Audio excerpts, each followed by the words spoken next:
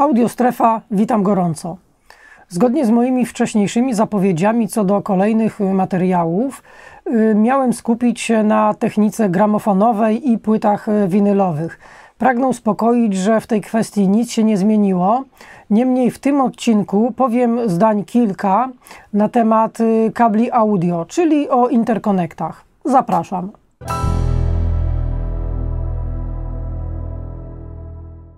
Temat okablowania sprzętu audio to sprawa dość kontrowersyjna. Jedni twierdzą, że to zupełnie bez znaczenia, inni zaś gorąco opowiadają się za tym, że klasa przewodnika kabla ma ogromne znaczenie.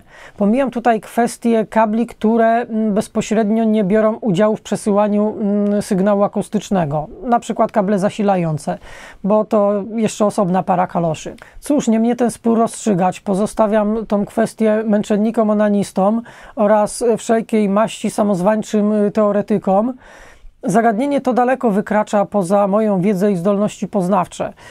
Szczerze mówiąc, niewiele wiem o pozytronach, neutrinach, kwarkach i innych tworach na poziomie subatomowym. Nie wiem, jak takie twory zachowują się w takim środowisku jak próżnia czy nadprzewodniki. I myślę, że też do końca nie wie tego na przykład Leonard Susskind, czyli jedna z tych postaci, które w fizyce kwantowej mają chyba najwięcej do powiedzenia. Cóż, ja jedynie mogę to wziąć na swój ograniczony chłopski rozum i zadać takie logiczne pytanie. Skoro w kablu, oprócz takich oczywistych zjawisk jak rezystancja, przenikalność dielektryczna, efekt naskórkowości, pojemność, występuje szereg innych zjawisk, o których mamy większe lub mniejsze pojęcie, no to rodzi się pytanie, czy przypadkiem te zjawiska pozostają bez wpływu na przesyłany sygnał akustyczny. Ja tutaj chciałem skupić się na interkonektach niskosygnałowych, czyli takich od poziomów mikrofonowych do liniowych, czyli od około kilku milivoltów do około 1 V. I za przykład takich połączeń mogą posłużyć połączenia między gramofonem a preampem, albo na przykład odtwarzaczem CD i wzmacniaczem lub przetwornikiem analogowo-cyfrowym. Co do kabli głośnikowych, to niestety wszelkie porównania i testy w takiej formie, w jakiej prezentuję to na kanale, byłyby mocno utrudnione. Dlatego możecie wierzyć lub nie, te kable, które są u mnie, mówię o głośnikowych, ich wybór nie był dziełem przypadku, a raczej analizą wrażliwego ucha. W każdym razie, niezależnie czy chodzi o kable głośnikowe, czy interkonekty niskosygnałowe, jako że lutownicę trzymać potrafię i jestem taka trochę Zosia Samosia, za ułamek ceny gotowego kabla po prostu kupuję komponenty, kable i wtyki i lutuję sobie sam. Do tej pory przewinęło się u mnie kilka różnych kabli, różnych firm, głównie Kloca i Monstera. Jeśli chodzi o wtyki, no to głównie Nakamichi, Neutrik, Rian i Amphenol. Od pewnego czasu stosuję u siebie kabel firmy Van Damme Tool Grade Classic XKE Microphone Cable, tak brzmi jego pełna nazwa.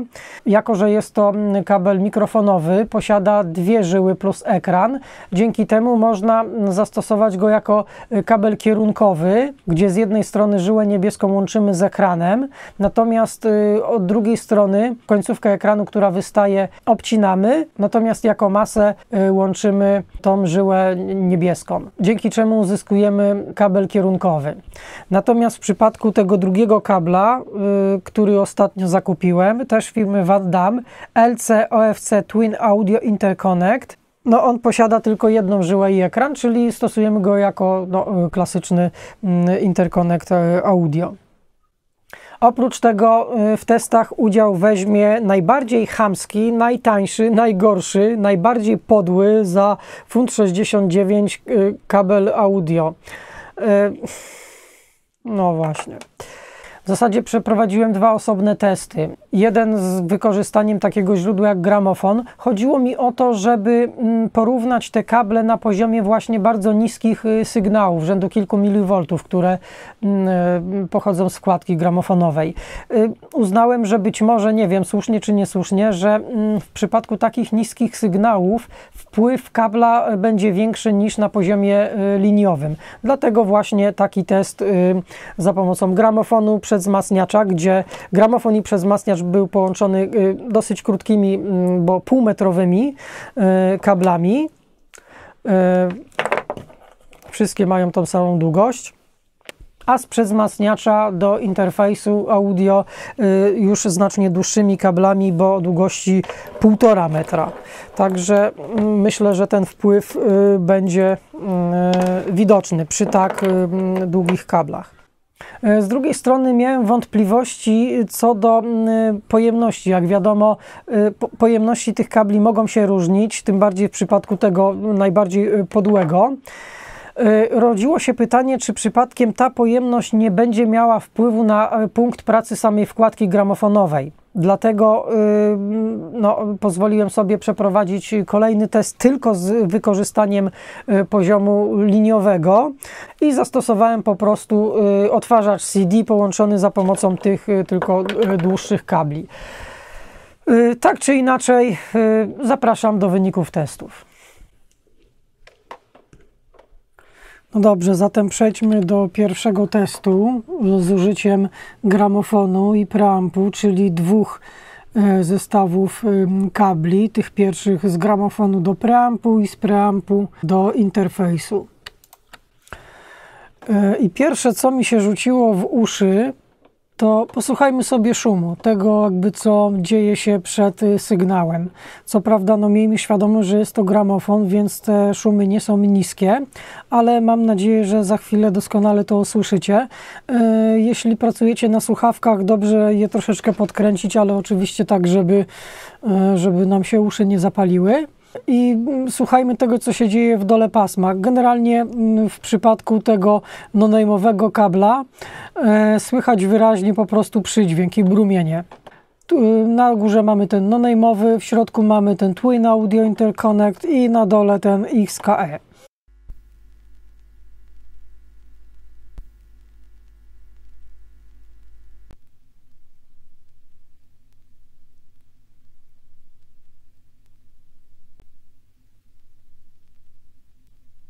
Wyraźnie na tym no-name'owym słychać poprzez ten szum i trzaski winylu przybija się przydźwięk. Posłuchajmy jeszcze raz.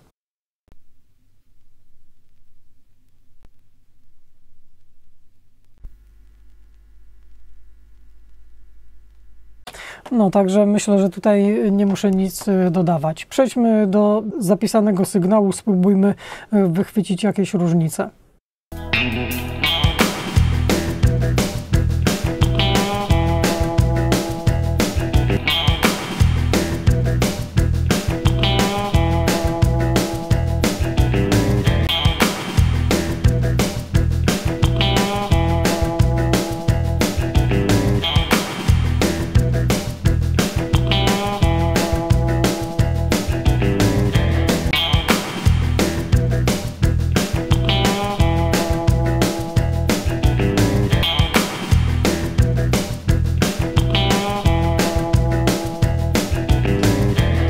No, miejmy świadomość, że Wam trudniej będzie te różnice wychwycić ze względu na kompresję, jakiej zostanie poddany materiał. Niemniej ja jestem w stanie subtelne różnice wychwycić. Nie ukrywam, że spodziewałem się znacznie bardziej spektakularnych różnic. Myślałem, że ten no-name'owy zostanie po prostu zdeklasowany na dzień dobry. No, aż tak dobrze nie jest. Niemniej subtelne różnice słychać. Przede wszystkim rzuciło mi się w uszy to, że na tym no-name'owym bas, mimo tego, że nie jest słabszy, dół pasma, jest bardziej taki zaokrąglony i troszeczkę pozbawiony takiego punchu i kopyta. Jest taki po prostu bardziej zamulony, chociaż nie jest go mniej. Posłuchajmy.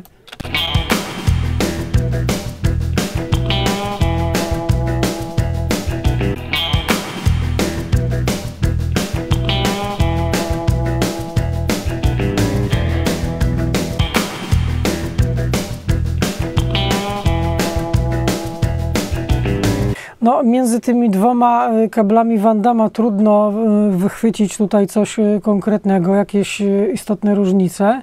Natomiast między tym no-name'owym, no, wydaje mi się, że różnica jest dobrze słyszalna. Ponadto i ten materiał na tym no-name'owym jest taki jakiś wysuszony. Nie ma, nie wiem, czegoś tu po prostu brakuje. Tak jakby jest po prostu suchy jak pieprz. Przesłuchajmy może jakiś inny fragment.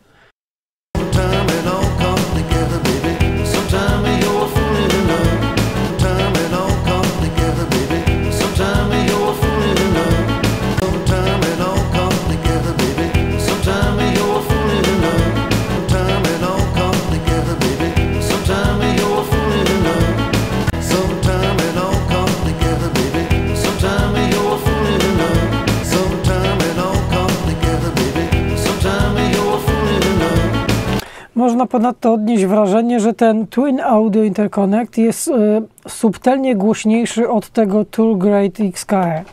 Ale to, o czym mówiłem przed chwilą, o takim wysuszeniu, być może na tym fragmencie bardziej takim selektywnym będzie to lepiej słyszalne. Zobaczmy.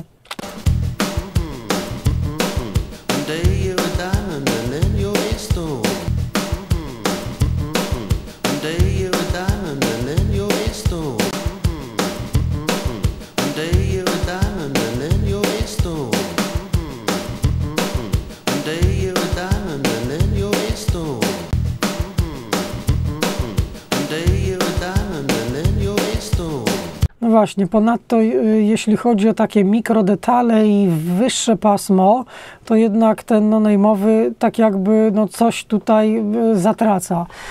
Ponadto taki jest wrażenie, tak jakby oba Van Damme miały więcej takiego headroomu, natomiast ten no-name'owy był taki bardziej spłaszczony. Oczywiście są to różnice subtelne.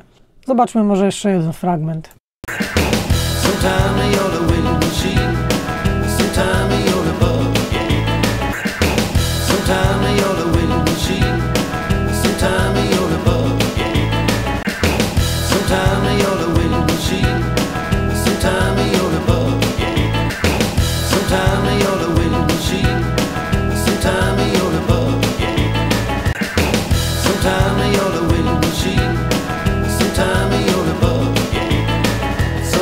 No cóż, tak czy inaczej te różnice nie są jakieś takie bardzo spektakularne, jak się spodziewałem. No być może ten drugi test na poziomie sygnałów liniowych ujawni jakieś inne jeszcze różnice. No dobrze, przejdźmy więc do drugiej części testu i porównajmy te kable z odtwarzacza CD bezpośrednio do interfejsu, czyli na poziomie liniowym. No i tutaj możemy zauważyć, że jeśli chodzi o te szumy, które w poprzednim teście jednoznacznie wskazywały na to, że ten kabel no-name'owy brumi, tak tutaj niestety wszystkie trzy zachowują się podobnie. Zobaczmy na poziom sygnału.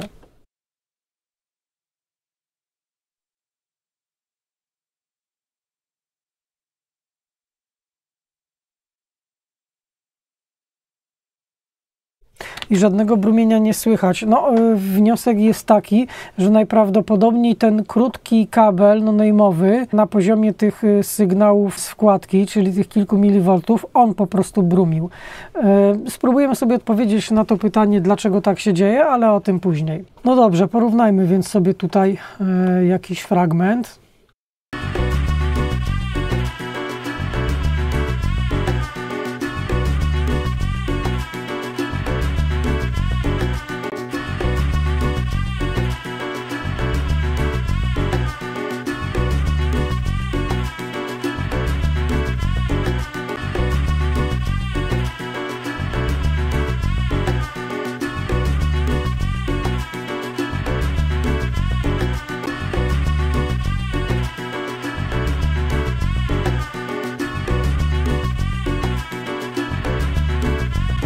No tutaj w zasadzie potwierdza się wszystko to, co powiedziałem wcześniej. Na tym przykładzie, na przykładzie tego fragmentu jeszcze lepiej słychać po prostu tą różnicę w dole pasma, gdzie ten bas jest taki no, bardziej wyrysowany, bardziej konturowy na tych kablach Van Damma względem tego no-name'owego.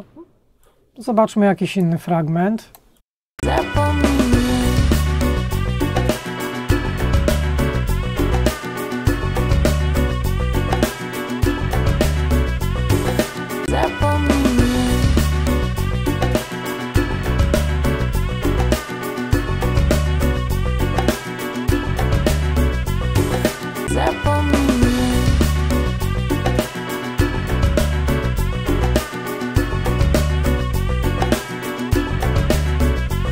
No, wydaje się, że ten no-name'owy ma takie jakby mniej harmonicznych, mniej się dzieje po prostu, mniej jakby danych jest zapisanych.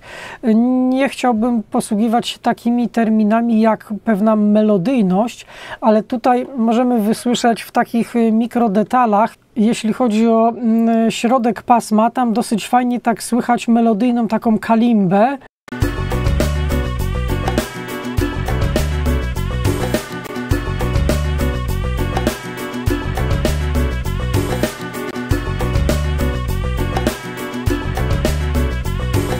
W przypadku obu tych Van Dammów ta kalimba jest tak bardziej namacalna, po prostu taka bliższa, natomiast w tym no-name'owym jakoś się to rozmywa.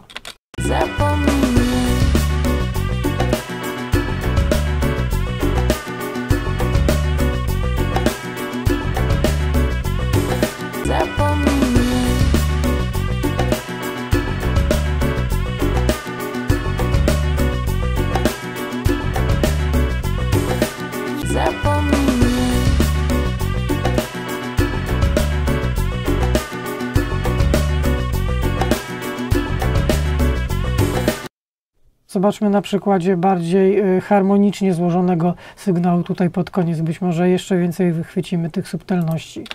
Proszę Cię, uwierz, że nie ma mnie, uznaj mnie za zaginioną. Raz i na zawsze zapomnij. Proszę Cię, uwierz, że nie ma mnie, uznaj mnie za zaginioną. Zawsze zapomnimy. Proszę Cię, uwierz, że nie ma mnie, uznaj mnie za zaginioną. Raz i na zawsze zapomnimy. No cóż, powiem jeszcze raz, że spodziewałem się bardziej spektakularnych różnic. No widocznie te moje kabelki nie są aż na tyle wyrafinowane. Ale miejmy na uwadze fakt, że koszt wykonania tych kabli nie przekroczył 10 funtów za komplet, więc no, czegoż możemy oczekiwać. Także króciutko podsumowując, różnice subtelne, ale możliwe do wychwycenia. Głównie jeśli chodzi o dół pasma, bardziej konturowo, bardziej precyzyjnie pracują oba Van Damme. Podobnie w średnicy większe nasycenie, więcej harmonicznych i po prostu więcej informacji zawartych w sygnale. Moi drodzy, testy jak wypadły, tak wypadły. Niestety te chamskie, podłe, najtańsze kable nie zostały aż tak spektakularnie znokautowane, jak się spodziewałem. No cóż, chyba będę musiał poszukać jakichś droższych kabli. Ubolewam również nad faktem, że nie miałem możliwości, nie miałem do dyspozycji takich naprawdę wypasionych kabli gdzieś no, z półki takiej około 600-700 funtów za metr. Ciekaw jestem, jakby taki kabel się zachował. Do tej pory nie miałem przyjemności sprawdzić tego. No cóż, może kiedyś.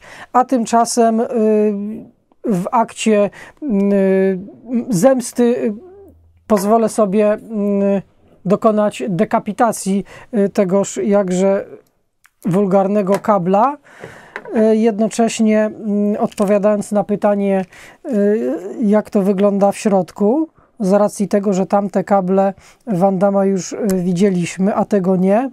Moi drodzy, to jest niesamowite. Tu są po prostu dwie cieniutkie żyły. Nie ma ekranu. No już nie będę tego przybliżał, ale to jest naprawdę ciekawe, zaskakujące, jak to po prostu może grać. To jest ten krótki kabel, który brumił. Już mamy odpowiedź. Po prostu ten kabel nie jest ekranowany. Dwie cieniutkie żyłki i koniec, tyle. Zero ekranu. Zobaczmy w tym większym. Tutaj podejrzewam, że jest ekran. Chociaż, moi drodzy, tu jest to samo.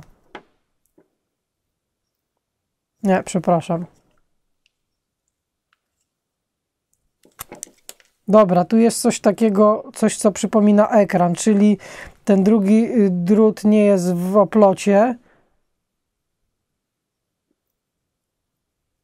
Czyli ta druga wiązka nie jest w oplocie, tylko po prostu luzem puszczona. Nawet dokładnie ona nie owija tej żyły gorącej. Moi drodzy, dzięki za oglądanie i cierpliwość. Tradycyjnie zapraszam do kolejnego materiału, który już niebawem się ukaże. Na razie.